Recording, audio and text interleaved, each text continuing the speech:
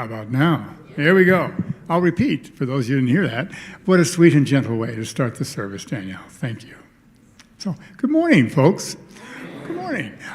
My name is Bert Meek. I'm the worship associate for this service. You're all attending then at the Unitarian Universalist Church of Tucson. Today is Sunday, January 18th. I prefer to use the pronouns he and him. So this morning at the pulpit, we have our hard-working, very dedicated, and much admired board president, Wendy Gordon Weeks. Now, our minister, Reverend Jamili Omar, who has taken a front row seat for this service, she'll be back in the pulpit next Sunday. Now, let me tell you a little bit more about Wendy. You all know that she's president of the board. She became a Unitarian Universalist over 23 years ago with her husband, Brad, and when she joined our church, UUCT. Since then, she's served in many capacities in our church. This is just a few of them. She's been a worship associate, this role that I have this morning. She's been in the choir. She's been on search committees. She was an RE teacher. She's also been on the congregational evaluation team. She's served 2 terms on the board of trustees. And for the past 2.5 years, she's been top of the heap as president.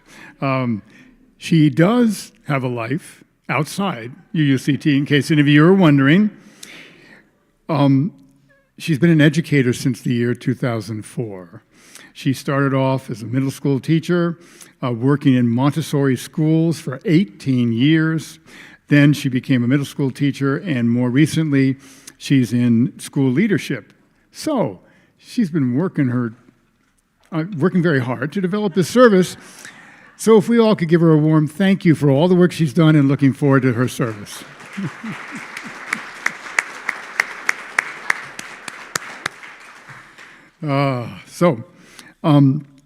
As we state and profess and promise, every Sunday our community strives to be as diverse and varied as the blooms of our beautiful Sonoran Desert. As part of this commitment, we pledge to uphold each of the 7 Unitarian Universalist values, which will be in a slide coming right up. Thank you. These are our shared values. They bind us together as a community as we try to bring out the very best in each of us. Today, I want to speak a little bit more about the one in the center, love. Without love at the foundation of each of these values, the other values become shallow. It's our love for one another, for this planet, and for all of humanity, including its wide diversity. That is what adds depth and sincerity to each of those other beliefs. before I forget, we have bathrooms. You walk by two of them, gender specific, as you came in through the front doors here. We have another gender inclusive, is also handicapped accessible, behind the AV desk. As we do also each Sunday, UUCT has needed to adapt for the times that we now live in. On Sunday mornings only, the sanctuary, the social hall over in Goddard, our parking lots, the children's classrooms, all of these are considered public spaces because all of you are welcome. What that means now is that law enforcement can enter these spaces because they're public. Because of this, we have designated another number of other areas on our campus which are labeled as private, which means by invitation only. All of you, by participating in the service, are invited into those spaces. In contrast, law enforcement must have a specific judicial signed warrant to enter those rooms. Otherwise, they cannot. So, if at any point you don't feel safe, know that don't hesitate to move yourself into one of those spaces.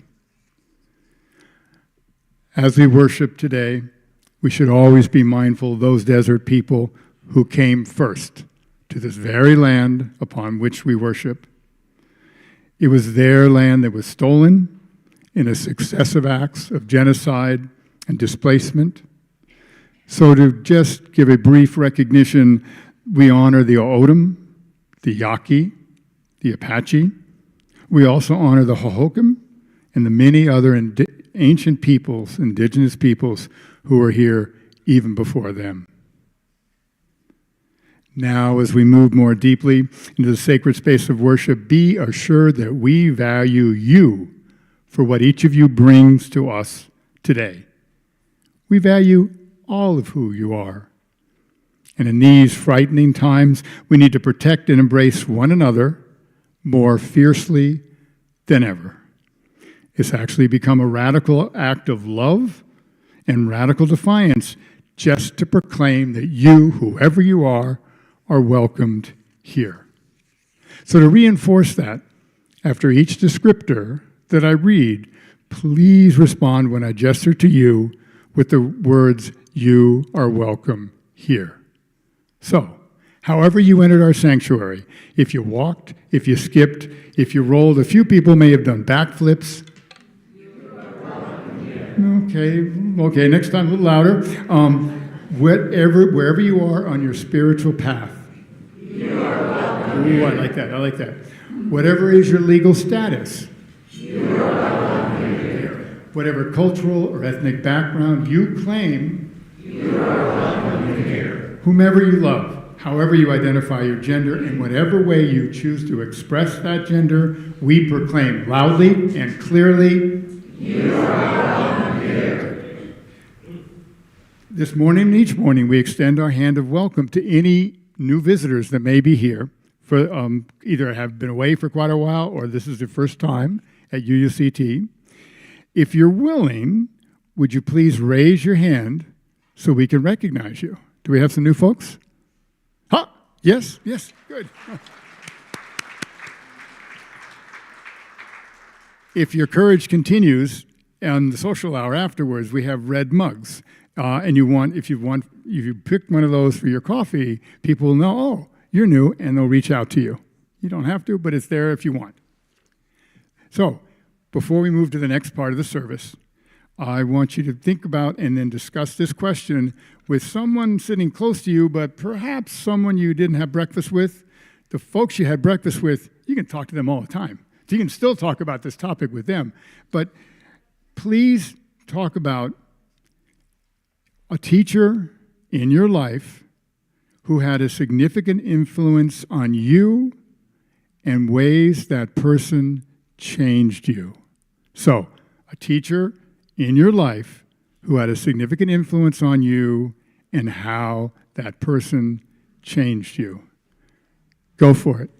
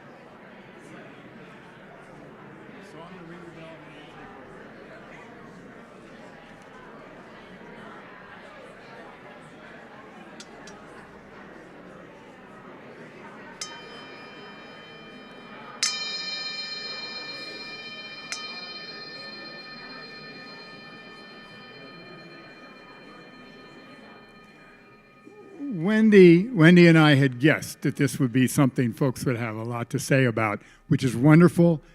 Remember what you want to talk about. There's more to be said, I'm sure, over lunch, after the service, or back at home. So, Wendy. Good morning. Start with our call to worship. The words come from Seth Carrier Ladd. A coloring page of a vase filled with flowers, wind that whispers through the willow trees, sun that sustains us, water that washes over willing earth and weathered stones, a smile shared and savored, a child's squeal of delight as she dances in the daisies and daffodils, the quiet joy of gathered community. This is the spirit of life and love that we call forth now into this gathering. May this spirit infuse our hearts, fill our souls, and carry us forward like a wave on the ocean as we enter now into the sacred time and space. Come, let us worship together. And join us now in our chalice lighting words. The words written by Sarah Eileen Lawal will be on the screen. Out of the flames of fear, we rise with courage of our deepest convictions to stand for justice, inclusion, and peace. Out of the flames of scrutiny, we rise to proclaim our faith with hope to heal a fractured and hurting world.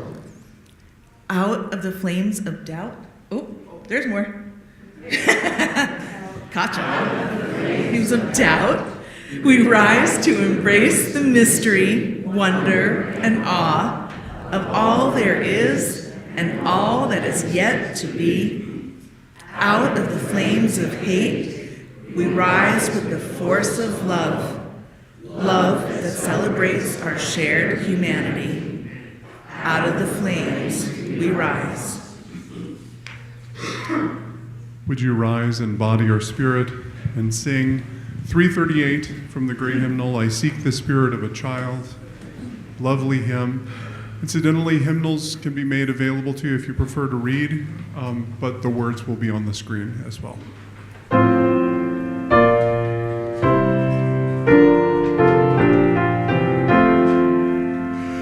I seek the spirit of a child who meets life naturally, the child who sings the world alive and greets the morning sun with glee.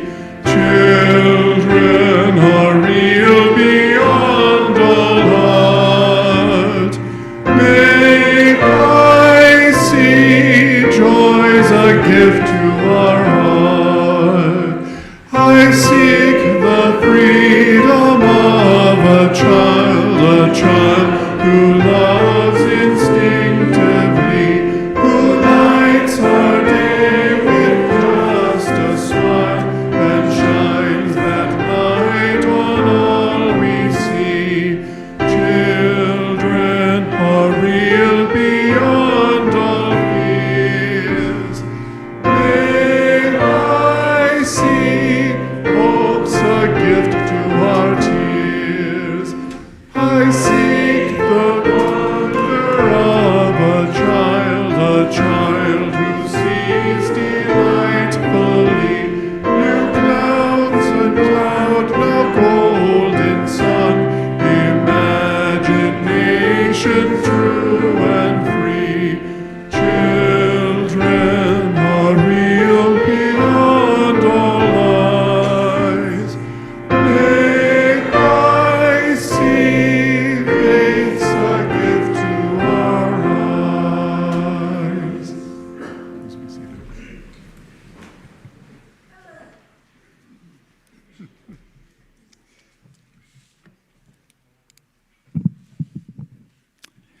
Now is the time in our service where we share in the weekly ritual of joys and sorrows.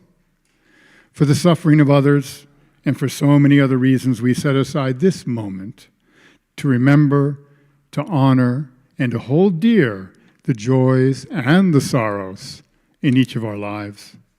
Now, how we feel may not be the least bit obvious to those around us, but our emotions are very real and very present for each and every one of us. Because of that, we need a time and a place to honor those feelings. With the larger stones that Wendy's about to put in the bowl, we reach down for the stability and the firmness of the earth, which has witnessed every single migration and every movement since it coalesced out of stardust eons ago. We know that our earth is strong. It can hold our collective pain, our joy, our loves, our anger, all of those intense emotions.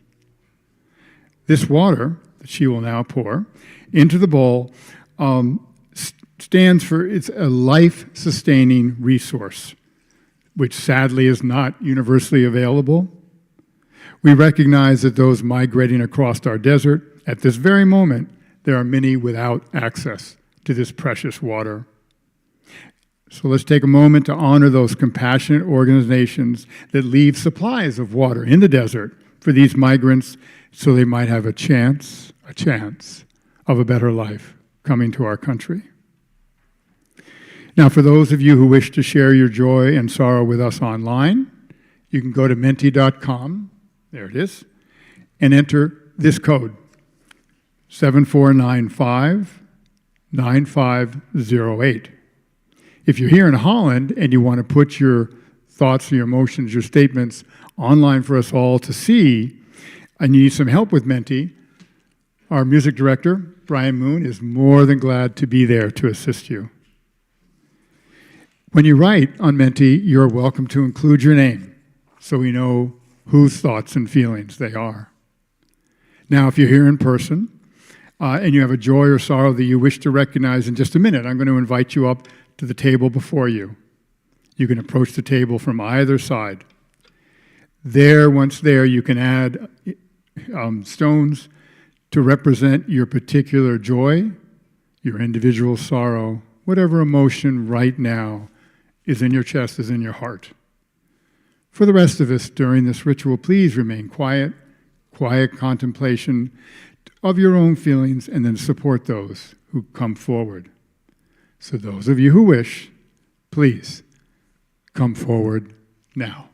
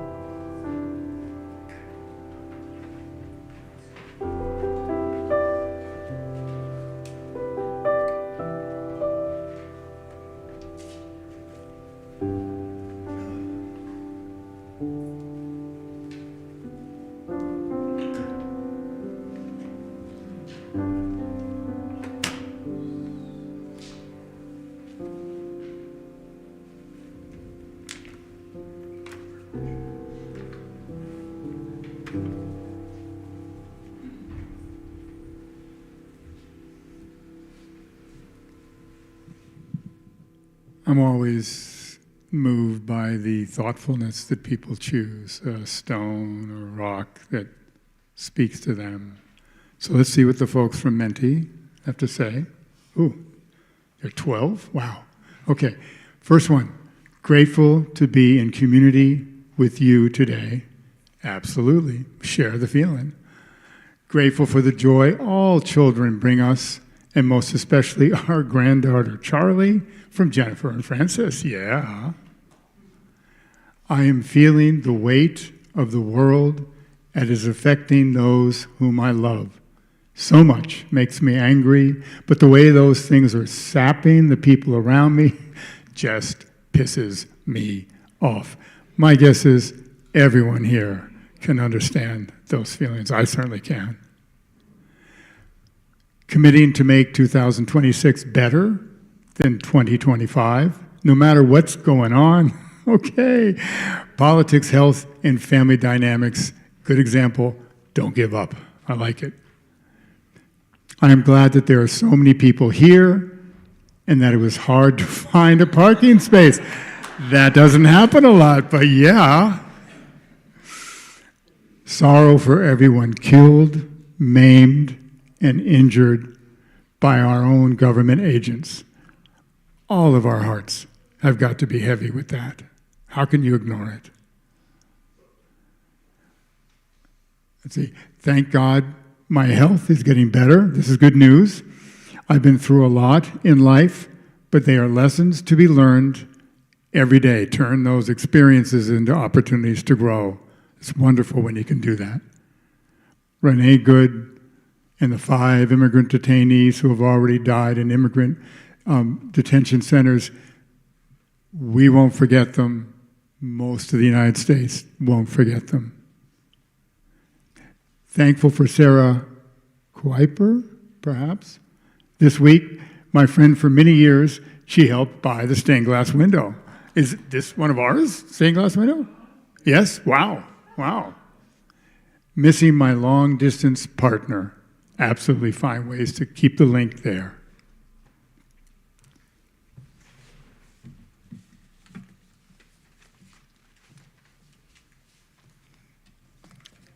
So get comfortable. Join me in a moment of meditation or prayer or whatever's your style. We pray for the peace not past understanding, the peace of children laughing and students quietly studying, of young women dancing and men flirting beneath the stars. The peace not past understanding, where no gunfire disrupts the night, where girls can walk downtown and not be afraid, where boys can turn 18 and never register, where voices of hatred and intolerance find no hearing in the public square. The peace of decisions democratically determined, where opportunities for a decent life are equitably shared, not the peace of gated communities, the false security of padlocked doors or walled borders, but the peace that reigns when people come together to solve problems in a world where national boundaries are rapidly falling away. We pray for peace in this world here and now, not for deliverance in the sweet hereafter, but for the kind of promised land foretold by prophets of old. A land of milk and honey, real milk and honey, no GMOs or bovine growth hormone, but certified organic and pesticide-free, where swords are beaten into plowshares and spears into pruning hooks, retooling the economy from military to civilian manufacture, where justice will roll down like waters, unpolluted by urban runoff, and each shall labor beneath his own vine and fig tree on small family-owned farms, not as underpaid minions of corporate agribusiness, proclaiming liberty to the captives of the prison industrial complex, bringing the oil of gladness instead of dependence on Middle Eastern crude, and where a young child shall lead them, not a plutocracy of old withered men, but youth unencumbered by ancient animosities, a rising generation and an emerging planetary culture. Spirit of life and love, remind us of your vision for us, your promise of a peace not far off, but close at hand. Not a mere dream, but a better future waiting to be made real, when people will build houses and live to inhabit them, plant trees and eat their fruit, and none shall hurt or destroy. Amen.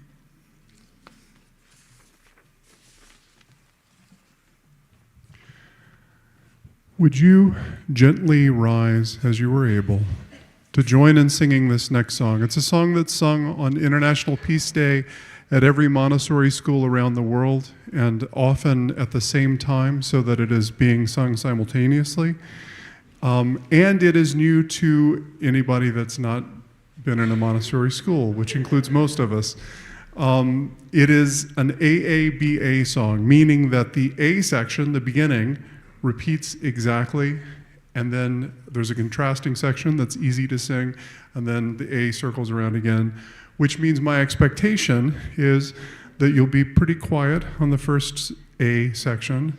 Some of you will start to join in on the next A section. You'll sort of be quiet again on the B section, but I'll give you some guideposts, and then we'll all land together and sing really firmly in the last pass through. Or not, or whatever happens will happen. But here we go. Light a candle for peace.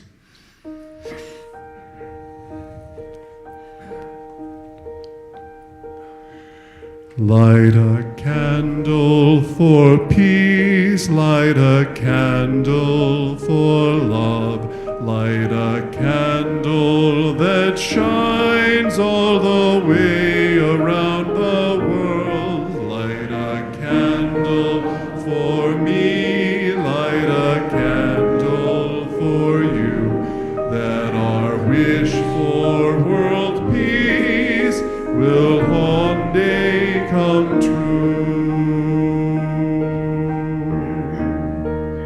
Again, light a candle for peace, light a candle for love, light a candle that shines all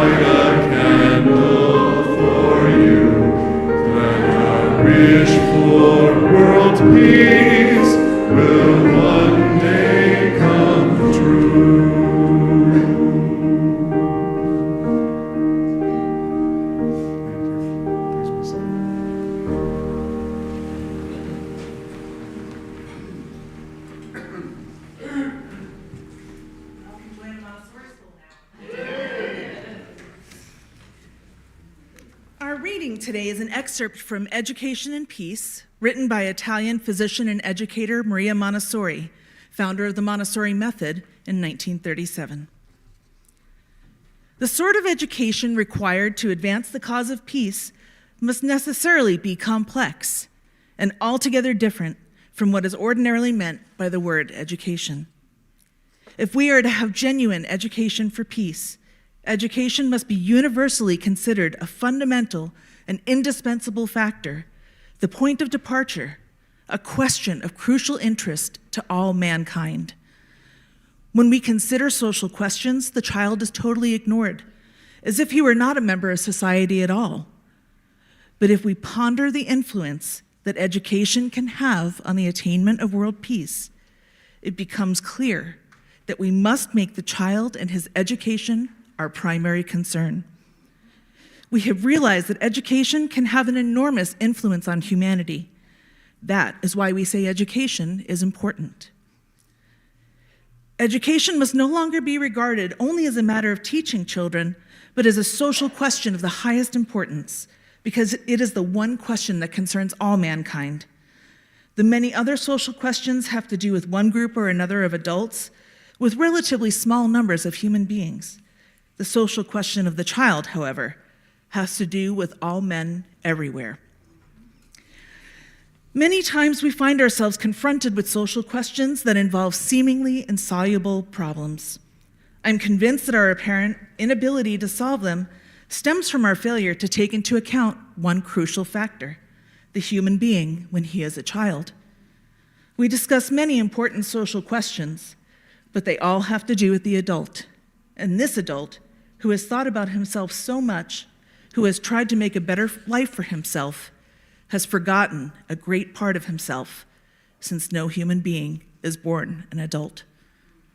And thus ends our reading.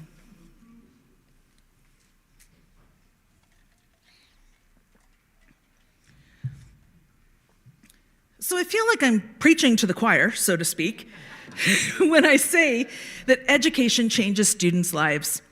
I'm sure you could share many stories about how you were impacted by a teacher, whether it was a classroom teacher, whether a professor, a yoga teacher, a CPR instructor, really anyone who has ever taught you anything throughout your life. Hopefully most of those impacts were positive, or if they were negative, hopefully you grew from them despite them being negative by learning what not to do or trying to prove them wrong. Teachers teach content, but they do so much more than that. They support students' social and emotional needs, teaching students how to regulate themselves, how to get along with their peers, sharing and patience. They look out for students who have challenges at home and try to connect them with the resources they need just to have their basic needs met, from hygiene pantries to food boxes to clothing banks, being the ones who have to call Child Protective Services to make sure students are safe at home.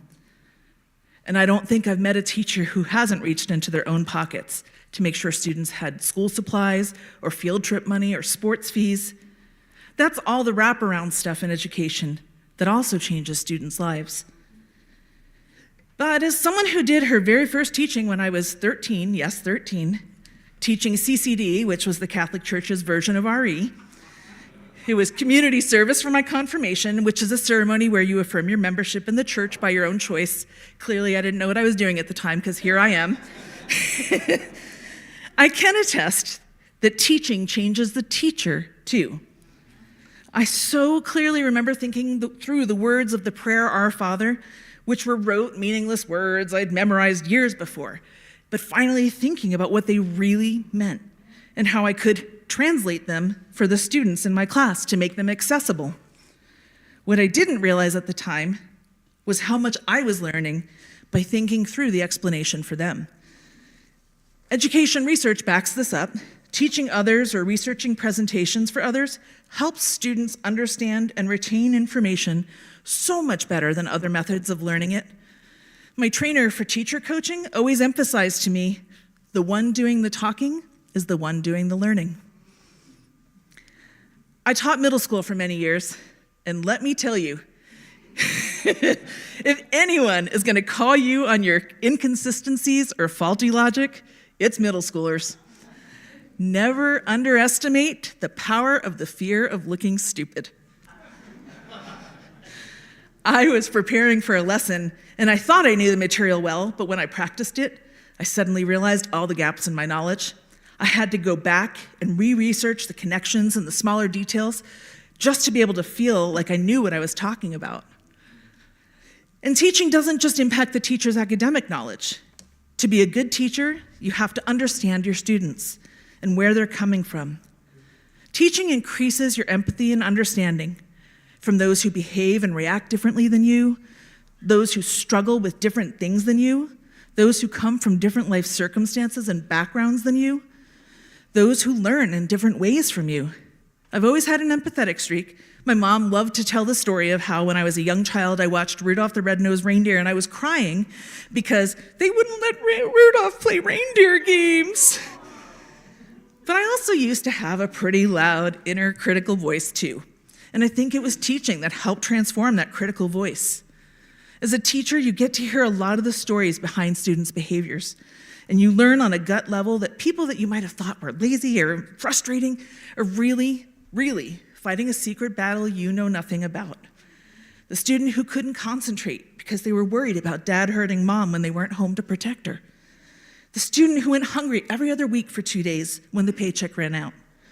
The student who stayed awake every night until 3 a.m. waiting to make sure mom made it home safely after her shift at the adult entertainment club.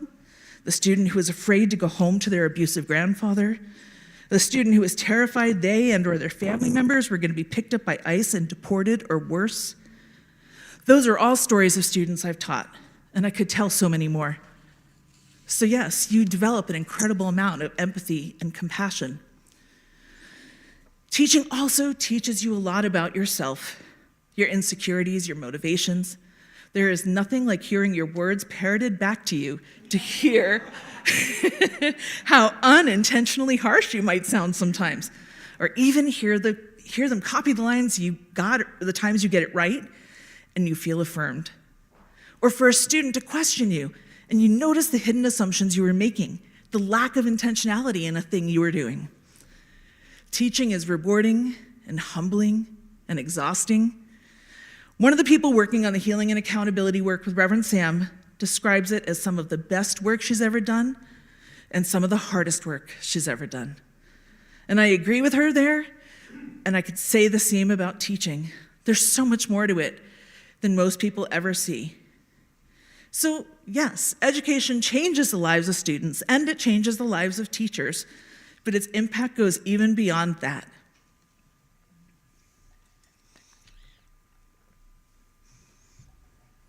I was talking with our transitions consultant, Francis, about the magic wand question. If you could wave a magic wand, what problem in the world would you want to fix? My really, really honest answer, corny and stereotypical as it may sound, is peace in the world. And we talked about what I could do to help with that problem. And wouldn't you know it, the answer is providing good education. I can't solve all the world's problems, but I can teach youth how to be creative and critical thinkers and equip them to solve the world's problems. I can't end poverty and hunger, but I can give youth tools to find good work and break the cycle of generational poverty. I can't undo all the historical wrongs and traumas, but I can make sure youth know and understand them so those mistakes won't be repeated. I can't solve all the political uncertainty and upheaval we're facing, but I can teach youth to be critical thinkers who won't be so easily fooled and swayed by power mongers. I can teach them about people of other cultures or backgrounds and help them become more compassionate, empathetic adults. The reading today was from Dr. Maria Montessori. She was quite the firebrand and trailblazer. She initially was rejected from med school, which was an all-male endeavor in the 1890s. And once she worked her way in, she overcame tremendous prejudice. She had to do her dissections at night alone in the lab because she wasn't allowed to be in the lab with the men, just to become one of the first female doctors in Italy. So she first cared for psychiatric patients, but soon moved on to create a school in which she applied her skills of observation to education, observing the children carefully and adjusting. Her students, of whom very little was expected, progressed remarkably well, and her program was copied and continues to this day. She saw education as the best weapon for peace and was nominated twice for the Nobel Peace Prize for her work. In fact, in Montessori classrooms, there is always a peace rose.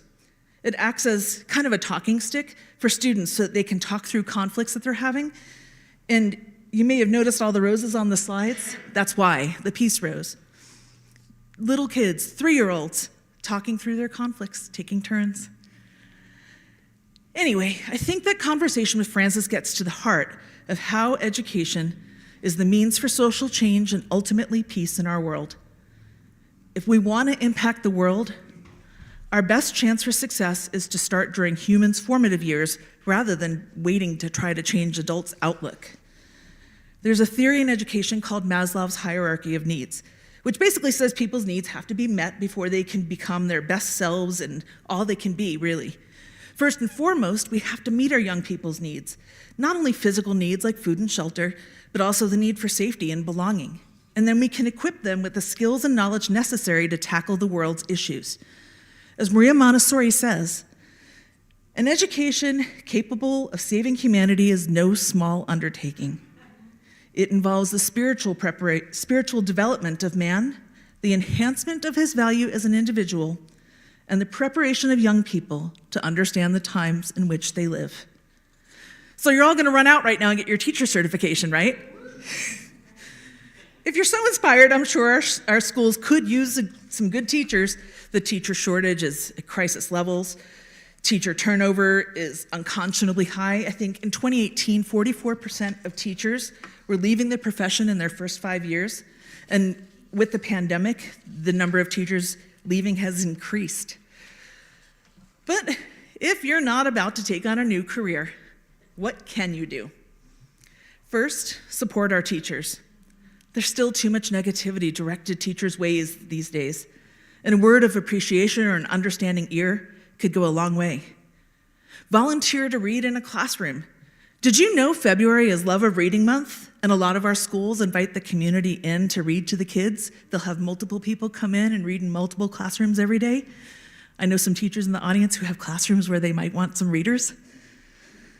Or make a tax credit donation to the school.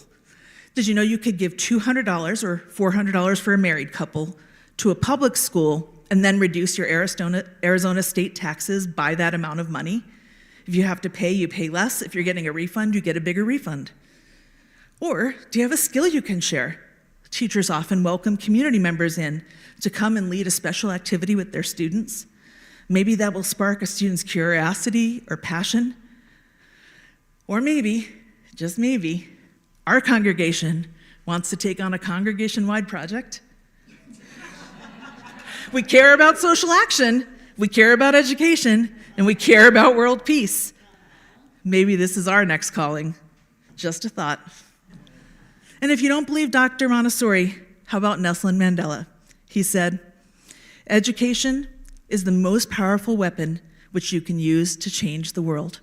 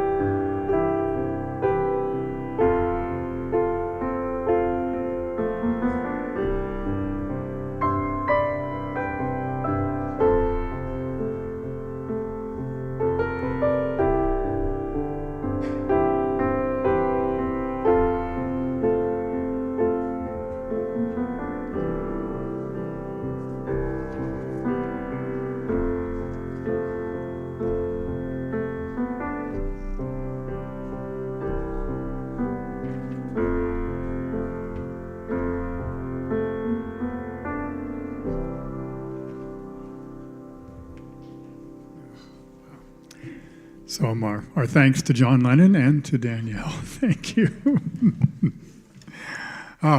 It's time this morning for our offering. However you participated in today's service, whether here in person, in our sanctuary, whether remotely, now or later, our congregation depends on you for your love, your time, and your financial support. Now, for those of you here, the ushers will be passing around the basket in just a minute to collect your offering. For those watching us from afar, you can send a check to our church office, or you can give online, there it is, to uuctucson.org/donate. So think about what you will take from this place today. Maybe it will be the joy of the music. Perhaps you were moved by the inspirational words you heard from Wendy. And maybe there's a deep sense of connection that you feel for being part of this sacred community. So in recognition of however you have been stirred, please share a small part of financial wealth for the good of this community.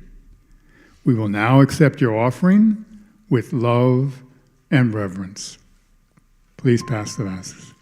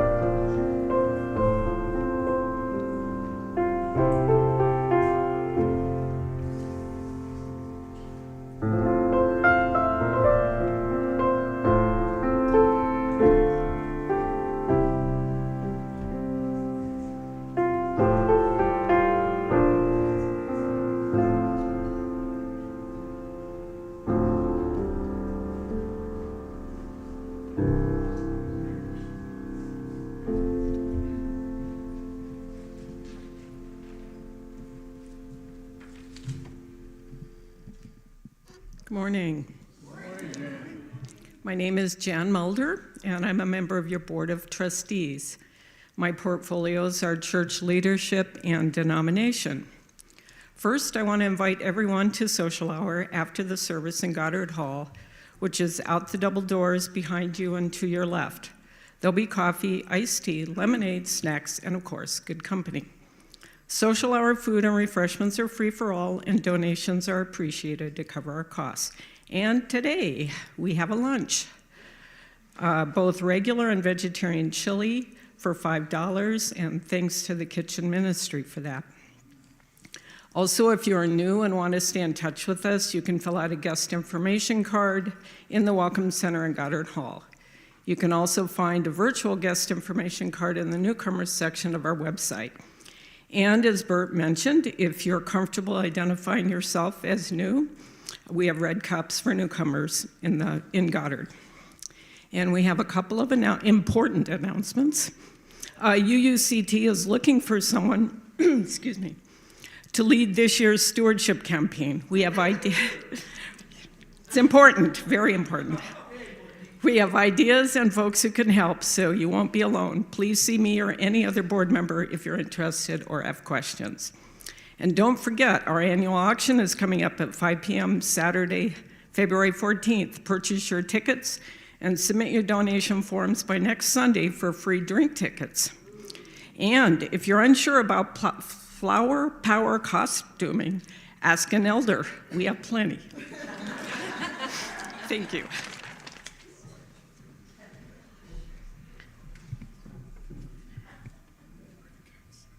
I'm looking anxiously at the door. We are grateful for community, for gifts we share, and how we show our love and care. With thinking minds and helping hands, we'll build a place where love and hope expand. Thank you. I had a whole Hey introduction. everyone and all my friends at PJ Library. I was just going to say I had a whole introduction for the kids about the story so they would know what we'd talked about. But, I see a signal. They're coming. So I should vamp for a second. I don't know. I have nothing to say. Tell a joke? Here they come, though. Did you always know you wanted to be a teacher? No, I thought I was going to be a lawyer. The question was, did I always know I wanted to be a teacher? No, I thought I wanted to be a lawyer first. And then I decided I wanted to be happier.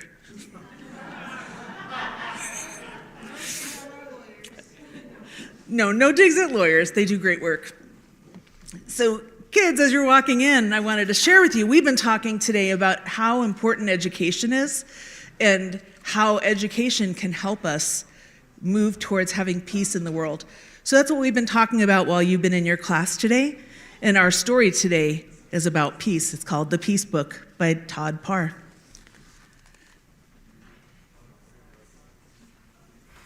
Hey everyone and all my friends at PJ Library. It's Todd Parr and happy World Read Aloud Day. And this is a special read aloud just for you because I love PJ Library so much. And it's the Peace Book. And I did something years ago with PJ Library when they first discovered me and did a branded book of this. So I'm going to read you the Peace Book.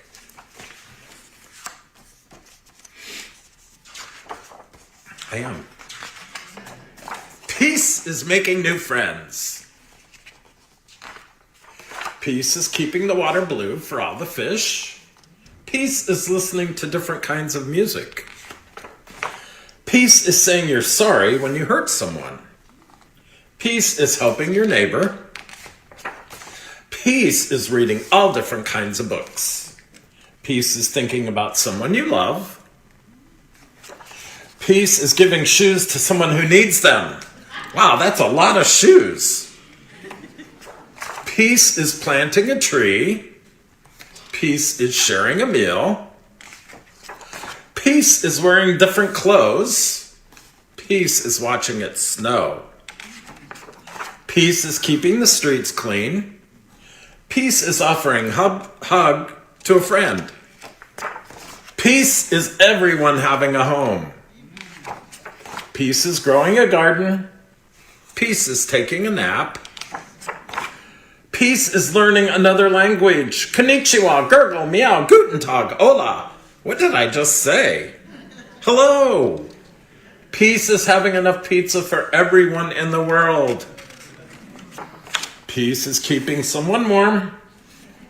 Peace is new babies being born. Peace is being free. Peace is traveling to different places. Peace is wishing on a star. Peace is being who you are. Peace is being different, feeling good about yourself, and helping others. The world is a better place because of you. The end. Love, Todd. So I hope you have fun today and read lots of books out loud with someone or to yourself and write your own book. The end. Love, Todd.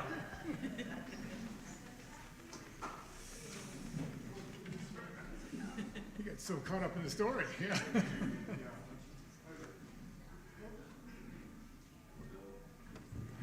I love Todd Parr. Please rise as you are able to sing We Laugh, We Cry, hymn number 354 in the gray hymnal.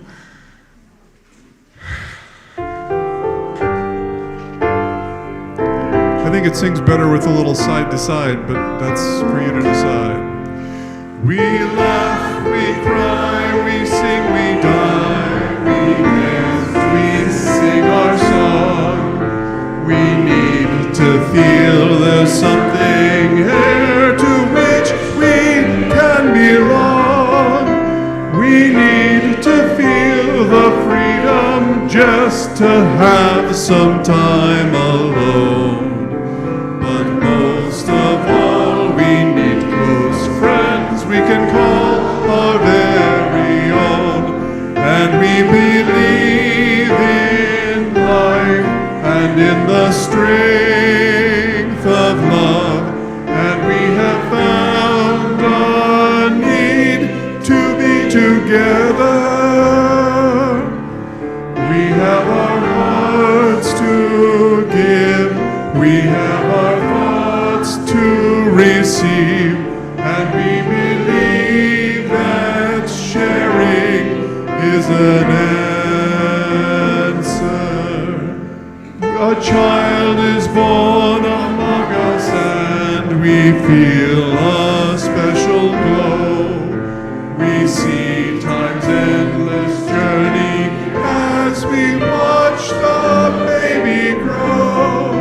We thrill to hear imagination freely running wild. We dedicate our minds and hearts to the spirit of this child, and we believe in life and in the strength of love, and we have found the time to be together. And with the grace of age, we share the wonder of youth, and we believe that growing is an answer. Our lives are full of wonder, and our time is very brief. The death of one among us fills us all with pain and grief. But as we live, so shall we die, and when our lives are done, the memories we shared with friends, they will linger on and on. And we believe in life and in the strength of love, and we have found a place to be together. We have the right to grow. We have the gift to believe that which within our living is an answer. We seek elusive answers to the questions of this life. We seek to put an end to all the waste of human strife. We search for truth, equality, and blessed peace of mind. And then we come together here to make sense of what we find. And we believe in life and in the strength of love. And we have found a joy being together. And in our search for peace, maybe we'll finally see, even to question truly is an answer. Please be seated.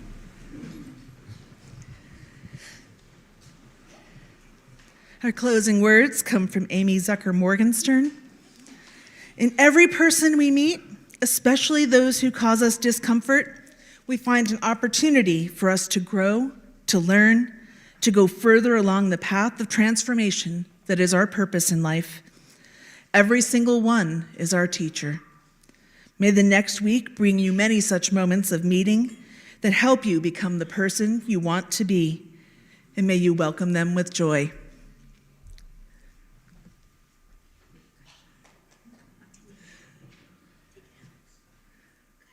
May it be so.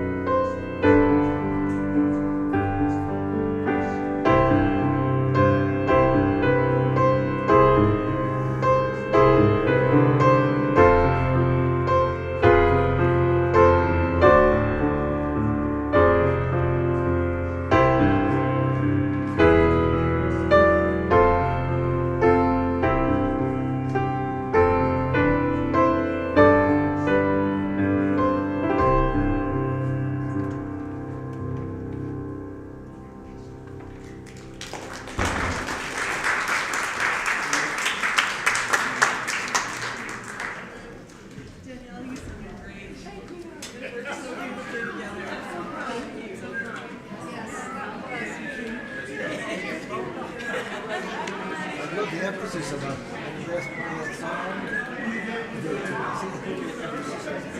The last one?